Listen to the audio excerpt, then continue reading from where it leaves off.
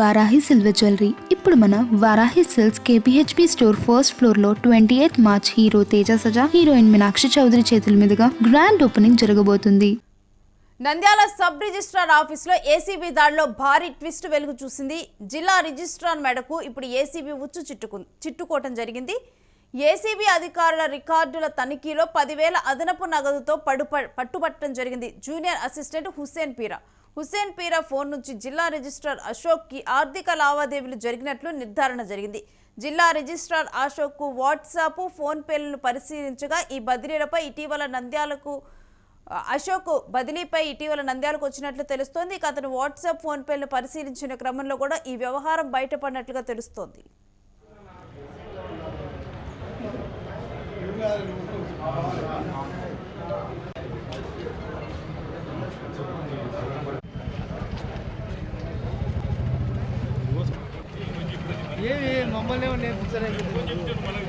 తర్వాత ఈ రోజు మేము ఎస్ఆర్ఓ ఆఫీస్ నంద్యాలలో పైన సర్ప్రైజ్ చెక్ చేయడం జరిగింది.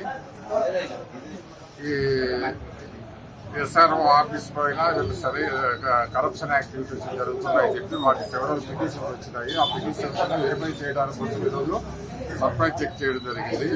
సర్ప్రైజ్ చెక్ చేస్తే ఈరోజు హుస్సేన్ పీరా అని చెప్పి జూనియర్ అసిస్టెంట్ ఇక్కడ అతని దగ్గర అన్ అకౌంటెంట్ క్యాష్ 10,100 ఉంది. అకౌంటెంట్ వచ్చి ఆయన చేసింది 250 రూపాయలు. తర్వాత టోటల్ క్యాష్ వచ్చి 16,110 ఉంది. దీంట్లో కూడా ఈయన జనార్దన్ దగ్గర ఆయన టేబుల్ దగ్గర 3,500 ఉంది. మిగిలినది వాళ్ళ అకౌంట్ లో రాసినారు, దాని ప్రకారం ఉంది. తర్వాత ఈ చంద్రమౌళికి, తర్వాత ఈ జూనియర్ అసిస్టెంట్ కి సురేఖ, వీళ్ళ ముగ్గురు మధ్యన ఫోన్ పే ట్రాన్సాక్షన్స్ ఉన్నాయి. ఎక్కువగా చంద్రమౌళి డబ్బులు వచ్చి వీళ్ళిద్దరికి పంపినాడు. తర్వాత ఇతర సిబ్బందికి కూడా పంపినాడు. దానికి సంబంధించిన స్క్రీన్ షాట్లు వాళ్ళ వాట్సాప్ లో అవైలబుల్ ఉన్నాయి. తర్వాత డాక్యుమెంట్ రైటర్స్ కూడా ఉంది ఇక్కడ ఆఫీసులో. 12 మంది డాక్యుమెంట్ రైటర్స్ ఉన్నారు మేము వచ్చినప్పుడు. తర్వాత ప్రైవేట్ పర్సన్స్ కూడా ఎంప్లాయీస్ గా పెట్టుకోకూడదు. వాళ్ళు ముగ్గురు ఉన్నారు.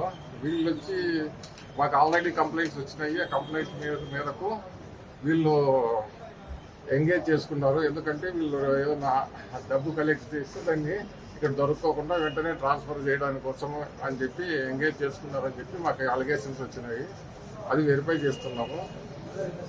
తర్వాత ఇక ఈ అంశం గురించిన డీటెయిల్స్ మా ప్రతినిధి మల్లికార్జున్ అందిస్తారు. మల్లికార్జున్, ఏసీబీ దాడుల్లో వెలుగు చూసినటువంటి అంశాలేంటి?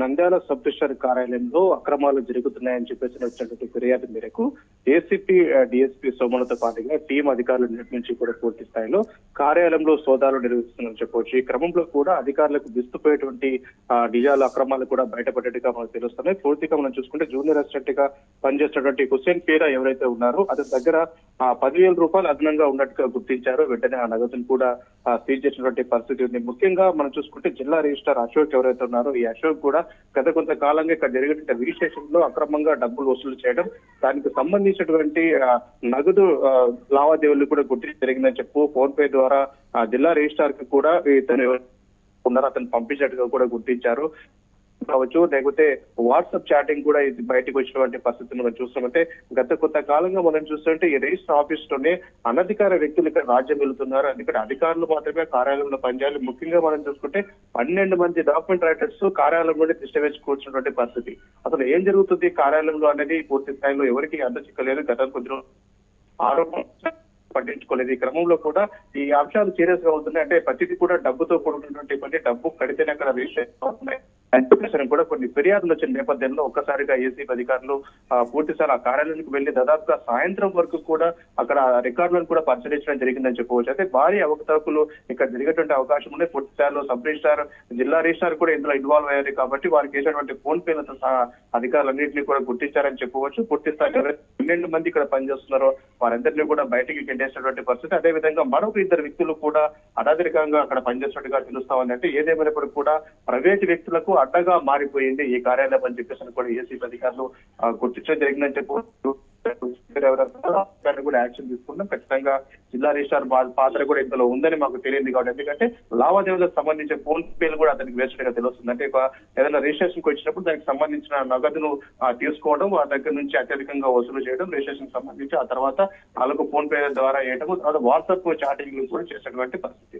ఈ నేపథ్యంలో కూడా పూర్తి స్థాయిలో ఒక్కసారిగా సబ్ రిజిస్ట్రార్ కార్యాలయంలో భారీ అవినీతి ఈ రోజు ఏసీపీ అధికారుల దాడుల వల్ల బయటికి వచ్చిందని చెప్పొచ్చు. ఫ్రెండ్స్, ఎస్ మల్లికార్జున్, మీ దగ్గర నుంచి మనీ డీటెయిల్స్ తీసుకుంటాం. Stay with us. ఇక జిల్లా రిజిస్ట్రార్ మేడకు ఏసీబీ ఉచ్చు చుట్టుకున్నట్లుగా తెలుస్తోంది. ఎందుకంటే ముందుగానే ఇన్ఫర్మేషన్ అంది ఇక్కడ నంద్యాల సబ్ రిజిస్ట్రార్ ఆఫీస్లో కూడా, జిల్లా రిజిస్ట్రార్ ఆఫీస్లో కూడా ఇక్కడ లావాదేవీలు కానీ ఇవన్నీ కూడా అనధికారికంగా జరుగుతున్నాయి, చాలా అవకతవకలు ఉన్నాయన్న క్రమంలో కంప్లైంట్ అందిన నేపథ్యంలో ఈ దాడులు చేపట్టడం, ఇందులో కూడా కొన్ని విస్తుపోయే విషయాలు వెలుగు చూడటం జరిగింది.